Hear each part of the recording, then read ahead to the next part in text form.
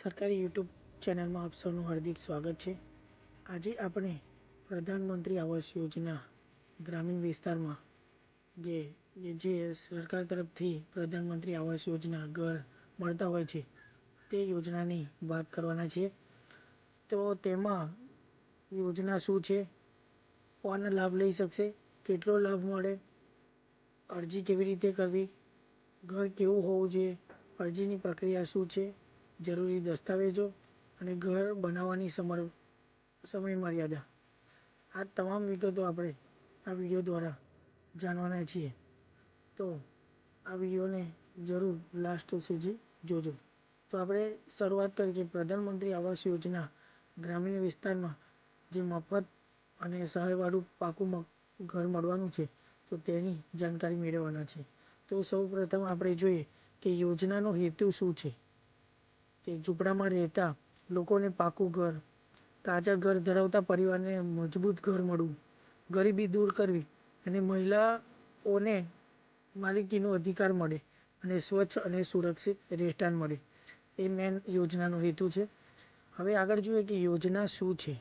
તો પ્રધાનમંત્રી આવાસ યોજના ગ્રામીણ ભારત સરકારની એક મહત્વપૂર્ણ યોજના છે જેનો હેતુ ગ્રામીણ વિસ્તારમાં ગરીબ અને ઘરવિહોણા પરિવારોને પાકું ઘર બનાવવામાં સહાય આપવી છે। સૌ માટે ઘર આ યોજનાનો મુખ્ય ઉદ્દેશ્ય છે। હવે આપણે જોઈએ કે કોણ લાભ લઈ શકે। તો નીચેના લોકો આ યોજનાનો લાભ લઈ શકે છે, જેમ કે ગ્રામીણ વિસ્તારમાં રહેતા હોવા જોઈએ, પોતાનું પાકું ઘર ન હોવું જોઈએ, પછી SECC 2011 યાદીમાં નામ હોવું જોઈએ, કાચા ઘર ઝૂંપડામાં રહેતા હોવું જોઈએ, BPL આર્થિક રીતે નબળા પરિવાર હોવો જોઈએ, વિધવા મહિલા હોવો જોઈએ, દિવ્યાંગ વ્યક્તિ અથવા SC/ST પરિવાર, આ જે લોકો હોય આ પ્રકારના લોકો એ લોકોને આ ઘર સરકાર તરફથી પ્રાપ્ત થતું હોય છે। જે લોકો પાસે પહેલેથી પાકું ઘર હોય તેઓ આ યોજનાનો લાભ લઈ શકે નહીં। હવે આગળ જોવા જઈએ કે કેટલો લાભ મળે, તો અમુક વિસ્તાર પ્રમાણે અમુક રકમો ફાળવેલી હોય છે। જેમ કે સમતલ વિસ્તાર હોય, ગામડા વિસ્તાર, એમાં 1,20,000 સુધીની સહાય મળતી હોય છે અને પહાડી વિસ્તાર હોય, નક્સલ વિસ્તાર, એમાં 1,30,000ની સહાય મળતી હોય છે। હવે વધારાની સહાય એમાં બીજી પણ સહાય મળતી હોય છે, જેમાં શૌચાલય માટે જે લોકોને શૌચાલય ના હોય તેના માટે શૌચાલય માટે 12,000 રૂપિયા મળતા હોય છે અને ઘર સીધું લાભાર્થીઓના બેંક ખાતામાં એની રકમ જમા થતી હોય છે। અરજી કેવી રીતે કરવી, તો PMAYG માટે સીધી ઓનલાઈન અરજી સામાન્ય રીતે થતી નથી, કેમ કે આમાં અરજીની પ્રક્રિયા ખૂબ થોડી કઠિન છે, પરંતુ તે અરજી સહેલાઈથી થઈ જતી હોય છે। હવે આગળ જોવા જઈએ કે અરજીની પ્રક્રિયા, તો અરજીની પ્રક્રિયા શું હોય છે, તો ગ્રામ પંચાયત અને તલાટીનો સંપર્ક કરવાનો રહેશે। પછી SECC 2011 ડેટા મુજબ નામ ચકાસણી તમારી હોવી જોઈએ, સર્વે કરવામાં આવશે, લાયક હોય તો નામ લિસ્ટમાં આવશે, મંજૂરી બાદ રકમ હપ્તામાં મળશે। નવા સર્વે માટે આવાસ એપ પણ ઉપયોગમાં લેવામાં આવે છે।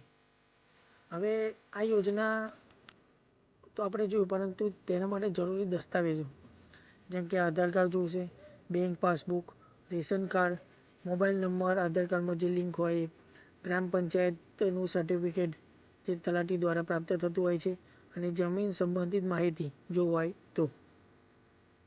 હવે આગળ જોઈએ તો ઘર બનાવવાની સમય મર્યાદા, તો મંજૂરી મતલબમાં થઈ જાય પછી 12 મહિનામાં ઘર પૂરું કરવાનું હોય છે। ઘરનું નિરીક્ષણ સરકારી અધિકારીઓ દ્વારા કરવામાં આવે છે અને ફોટો અને જીઓ ટેગિંગ ફરજિયાત જરૂરી છે। તો લિસ્ટ કેવી રીતે ચેક કરશો, તો તમારું ઘર મંજૂર થયું છે કે નહીં એ તમારે ચેક કરવું હોય તો PMYG.nic.in વેબસાઇટ પર જઈ ચેક કરવાનું રહે છે। ગ્રામ પંચાયત ઓફિસ તરફથી ચેક કરવામાં આવે છે। પછી આવાસ યોજના એપ્લિકેશન છે ત્યાં પણ ચેક કરી શકો છો। અને CSC સેન્ટર ત્યાં પણ ચેક થઈ શકે છે. હવે મહત્ત્વપૂર્ણ યોજનાઓ કે કોઈ દલાલને પૈસા ના આપો, મેં ધ્યાન રાખવાની જરૂરી છે. પછી યોજના સંપૂર્ણપણે મફત છે. કોઈ તમને કહે કે તમને આટલા પૈસા થઈ છે, હું તમને ઘર મંજૂર કરી આલું, પરંતુ એવું કંઈ હોતું નથી. બધું જ સરકાર તરફથી મફતમાં મળતું હોય છે. સહાય સીધી બેંક ખાતામાં આવે છે અને કોઈ પણ ફી લાગતી નથી, એટલે આ ખાસ ધ્યાન રાખવું. તો આવી જ રીતે આવી બીજી પણ યોજના જો તમારે જાણવી હોય અને તેનો લાભ મેળવવો હોય અને તેની સંપૂર્ણ માહિતી મેળવી હોય તો મારી ચેનલને સબસ્ક્રાઈબ કરો અને બીજા જ આવા મિત્રોને જેને સહાયની જરૂર હોય છે તેવા મિત્રોને શેર કરો.